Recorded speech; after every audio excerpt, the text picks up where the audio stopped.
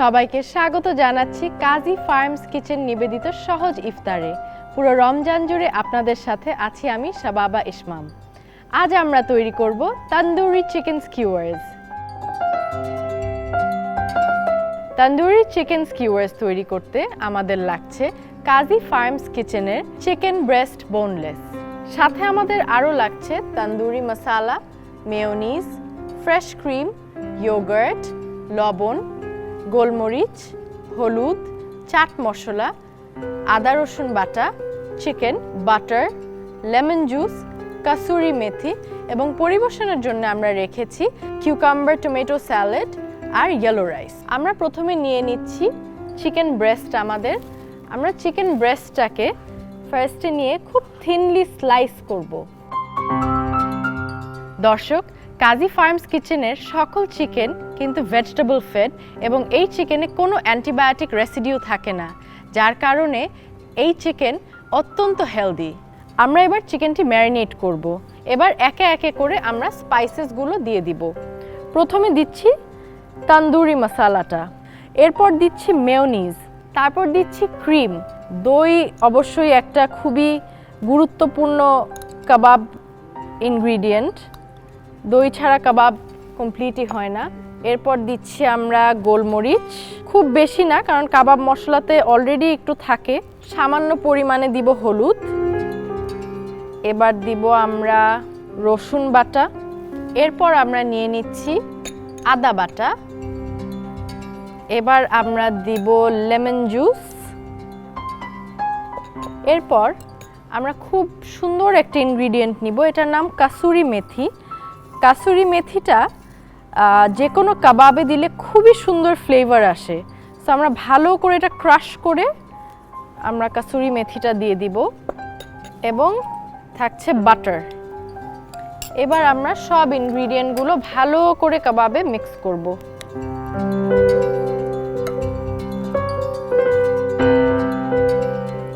আমার মিক্সিংটা শেষ হয়ে এসেছে। আমরা এটা স্কিউয়ার্সে গাঁথাবো।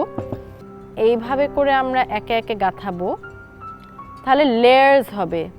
যখন লেয়ার্স হয় তখন ভিতরে ময়েশ্চারটা রয়ে যায়, তখন কি হয় চিকেনটা আরও বেশি জুসি হয়। দর্শক, আমরা চিকেনগুলো স্কিউয়ারে গেঁথে ফেলেছি।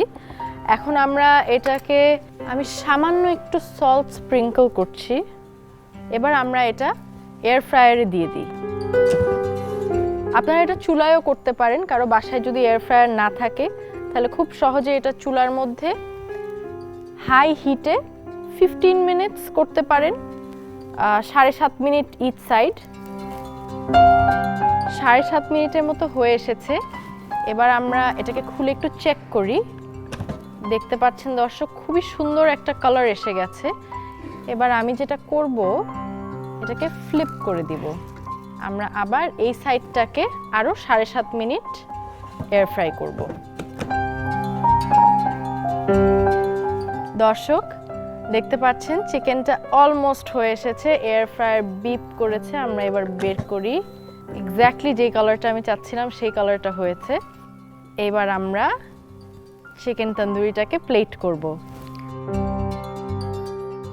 আমার বাসায় সবাই খুব রাইস আইটেম লাইক করে রমাদানে, সো আমার রাইস আইটেমটা বেশি বানানো হয়। প্লাস রাইসটা খেলে পেটটাও ভরা থাকে, তখন ভাজা পোড়াটাও কম খাওয়া হয়। সো আমরা তন্দুরিটা দিলাম। এবার আমরা পাশে আমাদের যে সালসাটা আমরা রেডি করে রেখেছিলাম, সালসাটা আমরা একটা সাইড দিয়ে দিব। এবার আমরা একটু মেয়োনিজ ড্রিজল করব। দর্শক, তৈরি হয়ে গেল আমাদের tandoori chicken skewers served with yellow rice and salsa.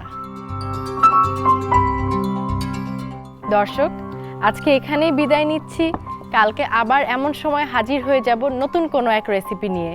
Till then ভালো থাকুন, সুস্থ থাকুন, দীপ্ত টিভির সাথে থাকুন।